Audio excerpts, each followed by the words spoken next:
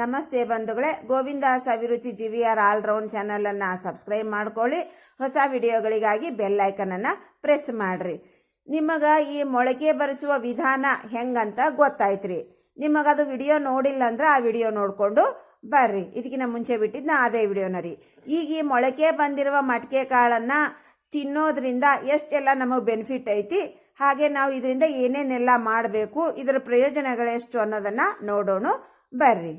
ಇದರಿಂದ ನೋಡ್ರಿ, ಪಲ್ಯ, ಗ್ರೇವಿ, ಸಲಾಡ, ಕೋಸಂಬರಿ ಮತ್ತು ಉಸುಳಿ, ದೋಸೆ, ನಾನಾ ರೀತಿಯ ವೆರೈಟಿ ಡಿಶನ್ನು ನಾವು ಮಾಡ್ಕೋಬಹುದ್ರಿ. ಅರ್ಥ ಐತೆ ಇದರಿಂದ ಯಾವ್ಯಾವ ಡಿಶ್ ಮಾಡ್ಕೋಬಹುದು ಅಂತ.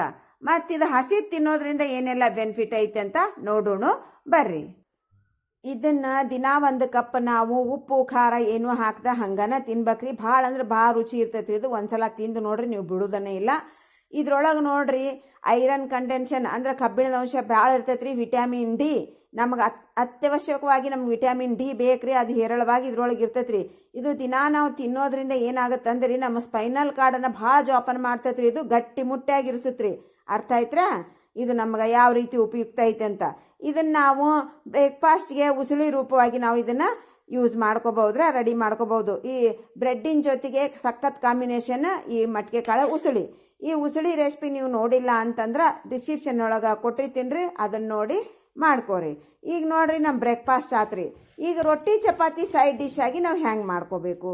ಇದಕ್ಕೆ ನೋಡ್ರಿ, ನಾವು ಗ್ಯಾಸ್ ಹಚ್ಚಂಗಿಲ್ರಿ, ಅಡುಗೆ ಮನೆಗೆ ಹೋಗಂಗಿಲ್ರಿ, ಅದ್ರ ಅವಶ್ಯಕತೆನೇ ಇಲ್ರಿ. ಇದಕ್ಕೆ ರೆಡಿ ಮಾಡಕ್ಕೆ ಒಂದು ಪ್ಲೇಟ್ನೊಳಗೆ ಮೊಳಕೆ ಬಂದಿರೋ ಕಾಳನ್ನು ಹಾಕ್ಕೊಂಡಿನ್ರಿ. ಅದ್ರೊಳಗೆ ಆಲ್ರೆಡಿ ನಾವು ರೆಡಿ ಮಾಡ್ಕೊಂಡಿರುವಂಥ ಕರಿಬೇವು, ಈರುಳ್ಳಿ ಚಟ್ನಿ, ನಮ್ಮ ಖಾರ ಉಪ್ಪು ನೋಡಿಕೊಂಡು, ನಮ್ಮ ಉಸುಳಿ ಕ್ವಾಂಟಿಟಿ ನೋಡಿಕೊಂಡು ಇದನ್ನು ಕಲಿಸ್ಕೋಬೇಕಾಗತ್ರಿ.